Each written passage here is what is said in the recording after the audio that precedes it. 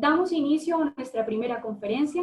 Invitamos al profesor Michel Laurier, que nos acompaña desde Canadá, con su intervención ¿Qué son los resultados de aprendizaje y por qué son importantes en la sociedad actual y venidera? Adelante, profesor. Okay. Bueno, entonces soy Michel Laurier de la Universidad de Ottawa.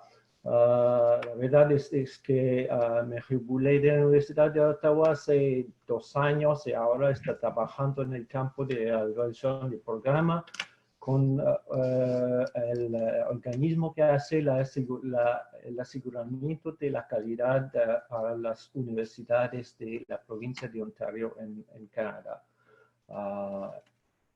Entonces voy a tratar de compartir mi pantalla.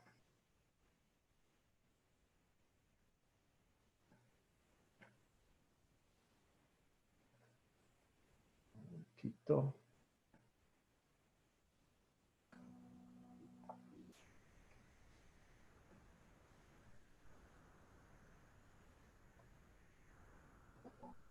Perfecto, profesor. Tenemos visualización de las diapositivas. Adelante, por favor. Eso es. Okay. ¿Se escucha bien también? Sí. Sí, señor. Todos escuchamos. Bueno, entonces mi campo de estudio es, como lo decía, la evaluación de los aprendizajes. Y también trabajo en el campo de evaluación de los programas educativos. Y hay un modelo clásico que utilizamos desde los años 70 para la evaluación de programas, y ese es el modelo de Stoffel-Beam. El modelo SIP. SIP por contexto, input, proceso y producto. El contexto son las necesidades, el sistema educativo, el ámbito social, y la entrada o el input, o el insumo, son los recursos físicos y humanos que se dedican al programa. Puede ser también el tipo de alumnos, seguramente el presupuesto. El proceso es lo que se hace con los recursos. Entonces puede ser los métodos, las actividades pedagógicas y finalmente la salida o el producto, que es el impacto social de manera general. Puede ser el éxito de los estudiantes y seguramente los resultados de aprendizajes. Stoffel-Beam decía que hay que evaluar los 4 componentes y él, hace 40 años, propuso ese modelo en reacción a la perspectiva de Ralph Tyler, que era la perspectiva que dominaba y que enfatizaba muchos los objetivos de aprendizaje. En esa presentación voy a focalizar sobre el producto, sobre los resultados de aprendizaje. Pero hay que acordar que no debemos olvidar el contexto, el input y el proceso. Pero es interesante ver cómo muchos años después vuelve el acento sobre los resultados de aprendizaje.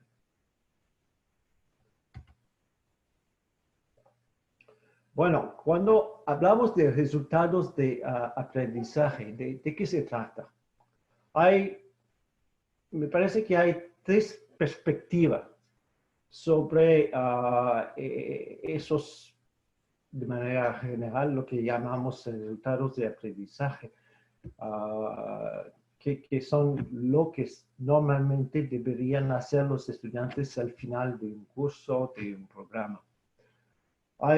La primera perspectiva es la perspectiva de los objetivos de aprendizaje.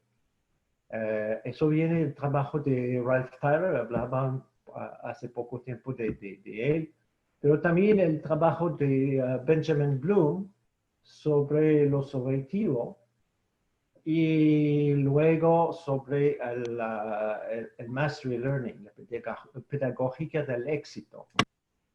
Y finalmente, la enseñanza programada. La perspectiva es una perspectiva neobehaviorista. Y la idea principal de Bloom es que hay una taxonomía. Primero hay que describir lo que hace el estudiante, no lo que hacen los docentes. No son objetivos de enseñanza, son objetivos de aprendizaje. Entonces, describamos lo que hacen los estudiantes con varios niveles de profundidad. Aquí es un ejemplo de esos niveles. Es la taxonomía de Bloom. Bueno, la idea es que hay algunos aprendizajes que son más complejos que otros. Por ejemplo, conocer es más sencillo y evaluar es mucho más complicado. La segunda perspectiva es la perspectiva de competencia. Hay algunos programas que están construidos con competencias, un poco diferentes de los resultados de aprendizaje que conocemos, pero la idea general es igual. Eso viene mucho del campo de la capacitación profesional y técnica. Y la verdad es que en los años 70 se hablaba de competencia a través del corriente de la tecnología educativa, Educational Technology. También me parece que hay una fuente que es la lingüística de Chomsky. Chomsky hacía una distinción entre el desempeño y la competencia, performance and competence. Y para él, la competencia es un sistema que está en la cabeza de los estudiantes y lo que se ve es el desempeño. Vamos a regresar un poco más sobre eso porque es importante. Y la perspectiva, Chomsky tenía una perspectiva cognitiva, pero aquí es una perspectiva también constructivista. ¿Y qué es una competencia? La competencia es algo que describe un saber actuar, que se aplica en distintas situaciones de vida. Y hay algunas características. La primera es que es un saber actuar que se desarrolla en el tiempo, desde el nivel de los principiantes hasta el nivel de los expertos. Es algo complejo.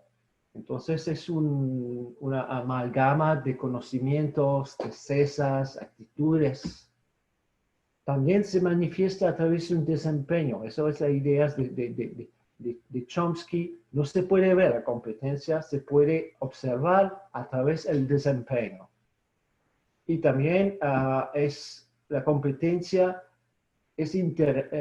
interactúa con otras competencias. Hay varios tipos de competencia. Por ejemplo, García San Pedro dice que hay competencia básica o instrumentales, puede ser comunicación oral, redacción. Hay también competencias genéricas o transversales, como trabajar en equipo, utilizar las tecnologías.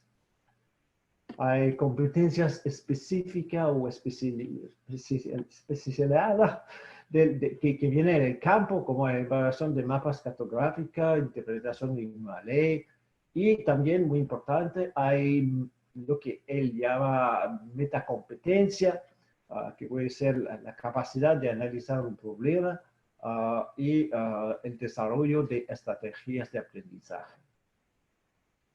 Entonces, eso es la segunda perspectiva. La tercera perspectiva era lo que llamamos hoy día los resultados de aprendizaje. Eso viene del corriente de la gestión orientada hacia los resultados. Entonces, La idea de rendición de cuenta es muy importante. Y de una manera es una combinación de la perspectiva de objetivos de aprendizaje y de la perspectiva de competencia. Por eso se puede decir que es una perspectiva pragmática. Tiene aquí una definición muy amplia de lo que es un resultado de aprendizaje que viene en la Universidad de Toronto. Learning outcomes are statements that describe the knowledge or skills students should acquire by the end of a particular assignment, class, course, or program, and help students understand why that knowledge and those skills will be useful to them. Entonces, es una definición muy larga que puede incluir la perspectiva de competencia o de objetivos de aprendizaje también. La idea de los resultados de aprendizaje fue promovida por William Spady, que es como el padre de los resultados de aprendizaje. Y él decía, bueno, hay 4 principios que son importantes. El primer principio es la claridad del foco. Eso quiere decir que todo el material, las intervenciones pedagógicas, la evaluación deben focalizar hacia los resultados de aprendizaje. Habla también de oportunidades expandidas. Eso quiere decir que se debe ofrecer a los estudiantes oportunidades múltiples y particularmente al final del programa para que demuestren cómo aprendieron lo que deben aprender.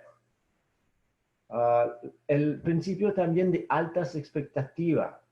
Por un lado, los resultados deben ser exigentes, pero por otro lado, es importante que todos los alumnos logran los objetivos o los resultados y por eso que tengan el tiempo y el apoyo que necesitan para ser exitosos. Y finalmente, el principio de diseño descendiente. Eso quiere decir que el currículo se construye a partir de los resultados de aprendizaje. Y no es al revés. Muchas veces en las universidades tratamos de construir resultados de aprendizaje a partir del currículo que ya tenemos. Bueno, Spady dice que las universidades deberían tratar de desarrollar resultados de aprendizaje. Una cosa también es que hay una variedad de palabras que se usan en los Estados Unidos, en el sistema de educación básica. No se habla de resultados de aprendizaje, sino de muchas veces de estándares, pero la idea es igual, son resultados comunes que se deben evaluar con pruebas referidas a criterios, Criterion Reference Tests. Y esos tests en el sistema de educación básica de los Estados Unidos tienen consecuencias importantes, tanto para el futuro de los alumnos como para el futuro de las instituciones. Son variaciones de la idea del resultado de aprendizaje. Es interesante también darse cuenta que los que promueven el uso de los resultados de aprendizaje muchas veces no se preocupan de la calidad de los instrumentos de evaluación. No se preocupan del desafío de la evaluación de los aprendizajes. Y para mí, me parece que es el desafío más importante. Spady dice que los resultados de aprendizaje definen sobre todo lo que puede hacer el estudiante al final del programa, pero no siempre al final de un curso o al final de una etapa, pero al final del programa. Y hay varios propósitos de evaluación. La regulación es la evaluación formativa, pero se puede evaluar también para reconocer, puede ser con el propósito de seleccionar o clasificar, hacer el balance al final del año, de la etapa, hacer la certificación o el pilotaje. El pilotaje es la evaluación del sistema de evaluación de los programas. Y no es siempre necesario que tengamos una evaluación basada sobre resultados de aprendizaje cuando estamos haciendo regulación. Por ejemplo, puede ser importante averiguar si un estudiante puede definir una noción. Eso no es la noción no es un resultado de aprendizaje, pero a veces hay que evaluarlo. Pero cuando se va más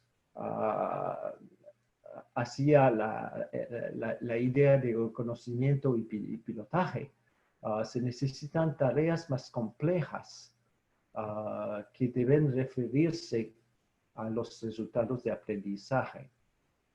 Entonces, a la hora de evaluar para certificar al final de un programa o para pilotar un programa, hay que proponer tareas complejas, integrar muchos aspectos. Y por eso es importante establecer el propósito de evaluación.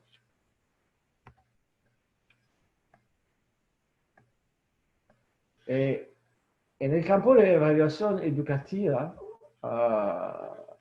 hubo un debate sobre la idea, el concepto de validez. Y cuando hubo esa idea que debemos evaluar resultados de aprendizaje al final del programa a través de tareas complejas, hubo una reflexión sobre la idea de un desempeño complejo. Entonces, una evaluación que quiere evaluar a partir de un desempeño complejo primero debe ser equitable. La idea de equidad es importante y la verdad es que no es siempre fácil desarrollar tareas complejas que no tienen ningún sesgo. Segunda característica, la verosimilitud.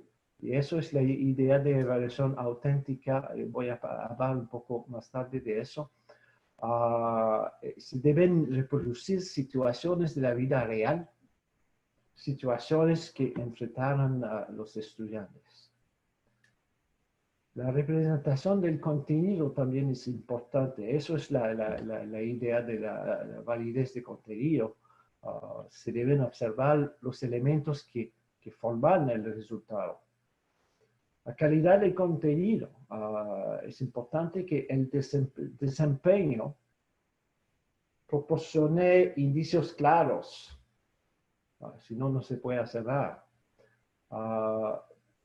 Claramente, como se habla de un desempeño complejo, es importante que haya una complejidad cognitiva,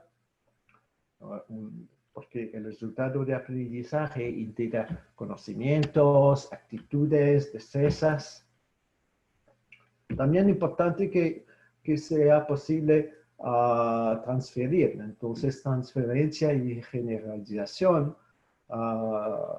Eso quiere decir que se debe inferir que el éxito en una tarea particular involucre éxitos en otras tareas parecidas. Y finalmente debe ser factible, ¿no? El coeficiente costo-eficacia es importante. La tarea debe ser factible con recursos razonables. Pero la validez ahora es muy, muy importante, mucho más que la idea de confiabilidad. En los últimos 20 años hubo muchas discusiones sobre el concepto de validez y también se amplió mucho el concepto. Y la validez es algo que tenemos que demostrar. es un proceso de argumentación. Hay que demostrarla.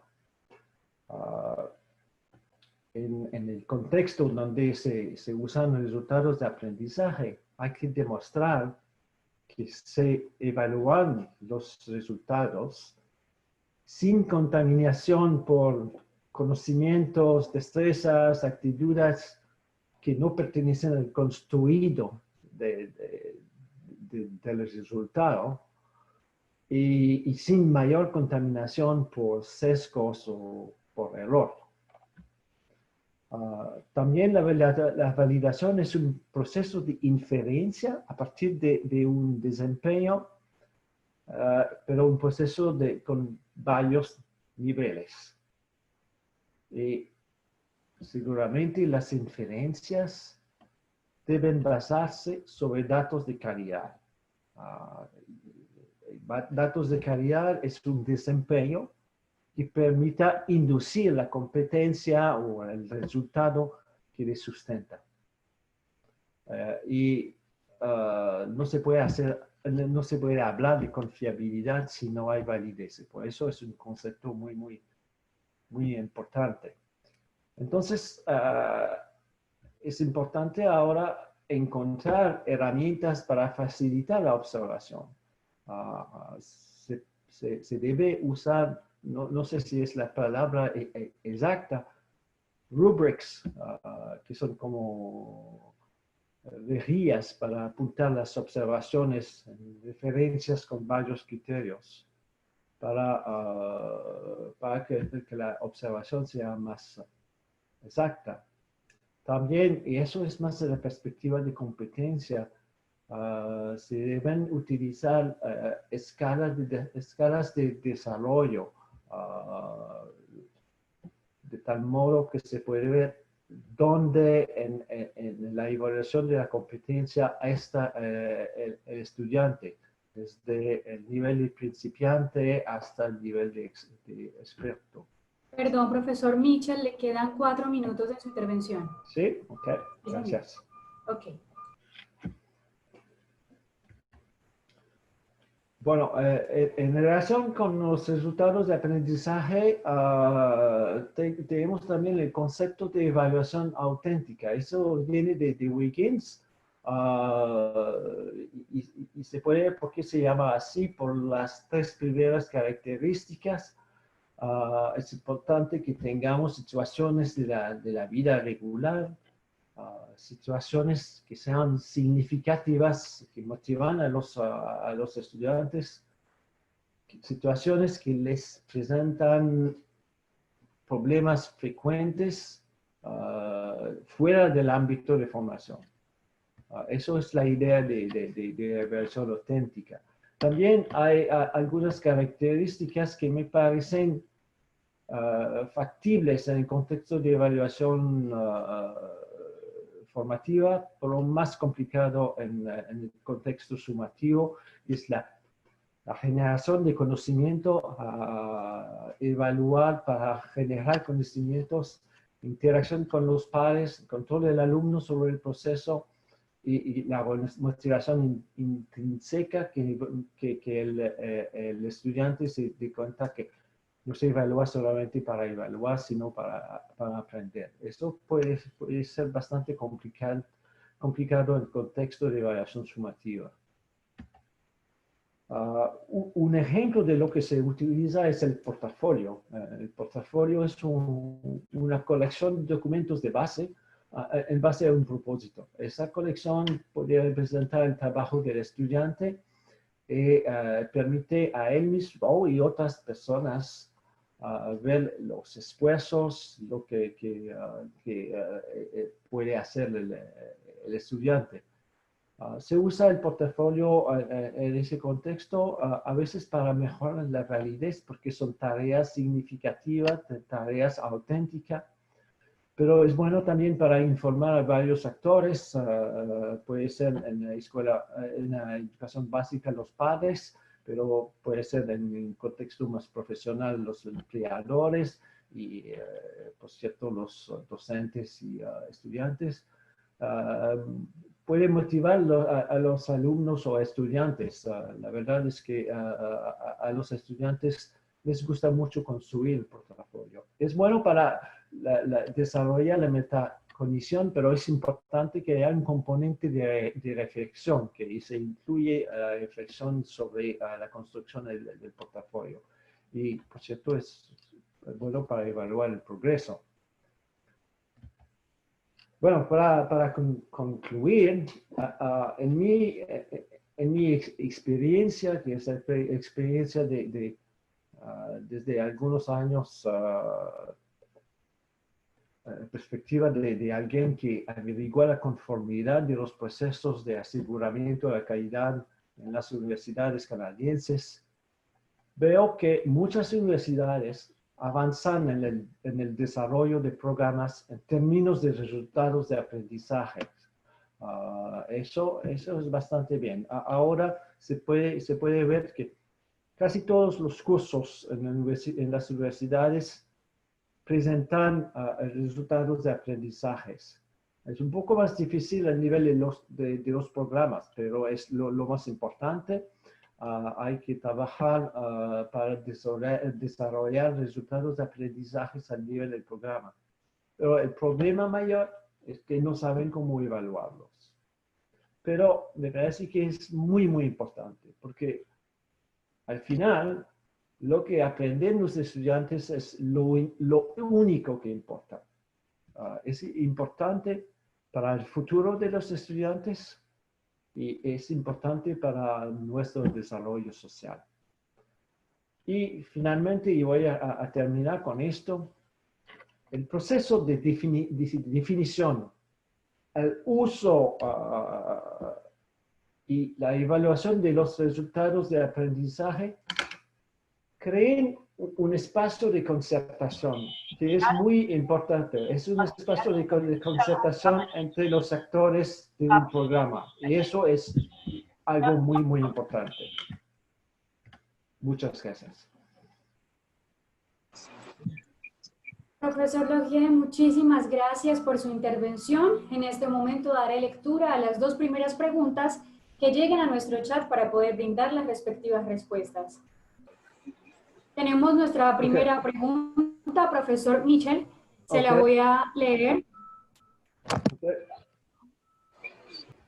Vamos a leer la pregunta de Josefina.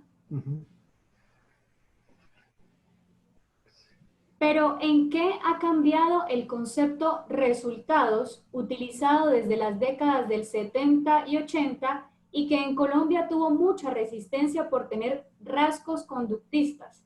¿Qué es lo novedoso que hay en el tercer milenio?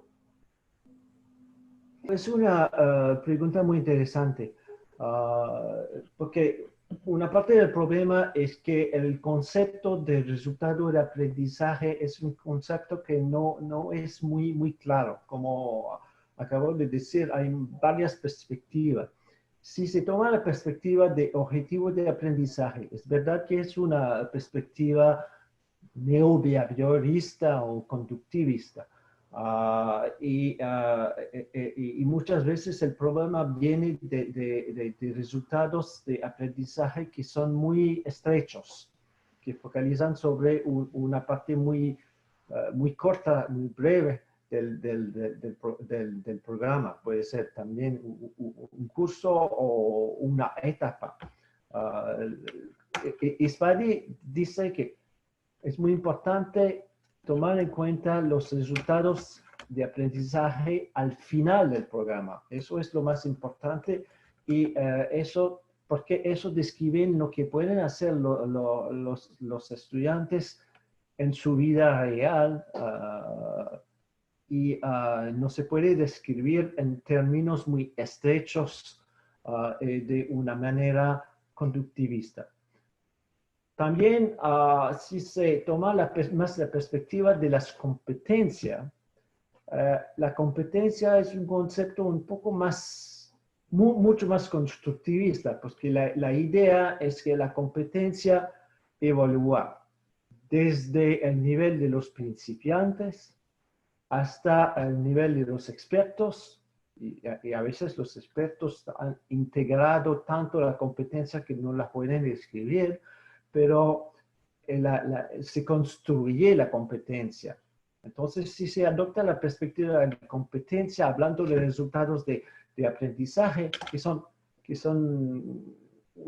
la integración de conocimientos, de destrezas, de actitudes que se desarrollan a través del tiempo, no estamos en una perspectiva conductivista.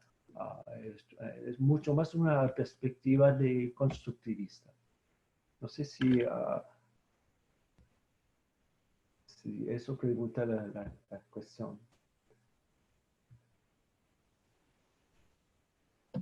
Profesor, muchas gracias. Nuestra siguiente pregunta, Verónica Olivares, nos dice, ¿de qué manera aplicar los niveles más altos de la taxonomía de Bloom en la evaluación virtual?